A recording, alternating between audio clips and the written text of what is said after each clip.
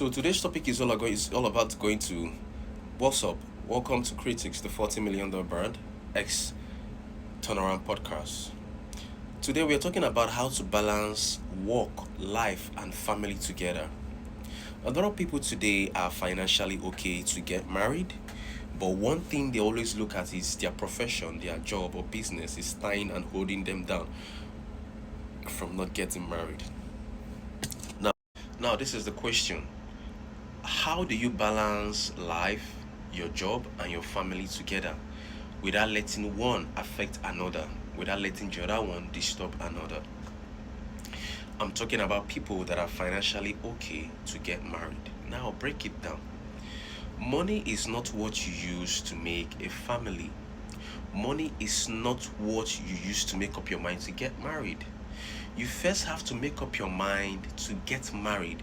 Money is what is being used to maintain family, not the end point of family. Most people are waiting for time for them to have the whole amount of money in their life before they think about getting married. Most people are saying, you know what, the condition and the situation I am or where I am, I cannot get married. The country I am, I cannot get married or this or that. No, time does not wait for anybody, and time keep rushing and time keep running away. In fact, you cannot manage time. You must do what? Manage yourself and let time be on you. So don't look at your situation where you are and say that you cannot get married, that you need to get the right amount of money. No. The first step of marriage is not money. The first step is making up your mind. That is number one. Knowing what you can do. Number two. Three, knowing fully well, are you fully prepared? Because when the mind is prepared, what you're going to use to take care of your family is not going to be a problem because your mind is already prepared. Bella B, welcome to my life. And if you're here, tap in and share the life to other people who might get interested in this life. You don't know who this life might change their mentality. So money is the end product. Money is what you use to maintain family, relationship. Is a tool. It is something you use to maintain family. It is not the end product of family. I want you to understand this. Anytime you want to get married, you think about your job. Anytime you want to get married, think about your business is not going to give you time. Now, this is what you need to understand. You need to understand one thing, that there is what we call sacrifices and commitment. Sacrifices and commitment before you get married, or before you decide that yes, I have chosen this person I want to get married to, you must first understand about sacrifice.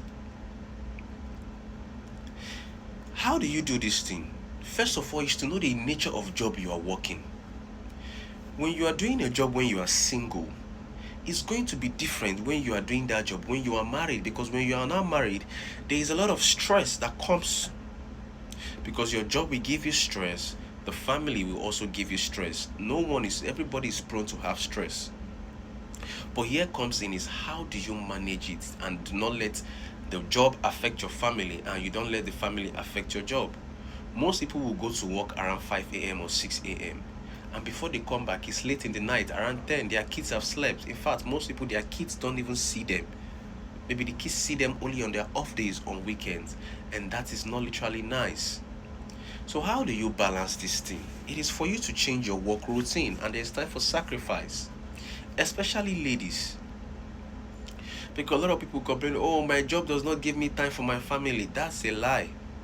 If you're working 8 hours or 12 hours, there is literally time for you to do what you want to do. It is because you have not built that discipline, you have not built that sacrifice. Now, you understand that as a lady, if you're going to work around 9 in the morning, you're supposed to wake up early to prepare the meal, especially when you don't have a maid or you don't have an assistant. Is to wake up in the morning more earlier, organize what you know this is going to do, or what you're going to eat, or this or that.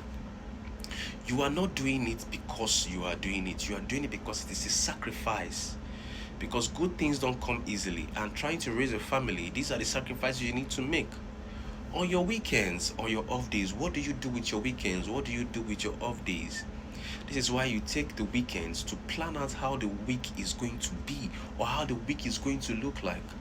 And most of you out there don't do this. When the weekend come for you to do things planned, you just flex, enjoy yourself and do that. And the next week, you start with struggle, stress and all that. You start complaining, oh, this and that. No. Take out 2 to 3 hours with your husband or your spouse to plan out how the week is going to be for you guys. Be in charge of your own time. Be in charge of your own routine. If it's going to be too much like that, then you meet the company and you tell them this is how this, that, this. Because I'm telling you, at the end of the day, family is very, very important. Because most people complain that the job does not give them time for family and all that, and that is literally not nice. Because these are the things that separate family apart. Family need a bonding time for them to grow, for them to get to know each other well. You might be married to somebody and you don't even know the person very well. It is time spent that makes you understand and know this person, even with your kids. So another thing that holds most of you out there from getting married is you are looking for perfection. The lady is looking for a man that is perfect. The man is looking for a woman that is perfect. Now, our God did not create us to be perfect people. We were not meant to be perfect. We were not created perfect. We are imperfect as a human being. The only thing you should be looking at is somebody who is agreeable, whose character is manageable and willing to learn. This applies to both men and to both women. It says, continue to put up with one another. Continue to do what? Put up with one another. Do you know what it means to be with the word continue to put up with one another? Continue to tolerate one another. If the Bible could say it, it knows that nobody is perfect, that you will have problem in your relationship. But how you rise after that is what is important. You see couples that has lived for 40 years and you keep asking them, what did people go through? How did people go through this challenge as a couple? And you hear them saying the word, we forgive each other.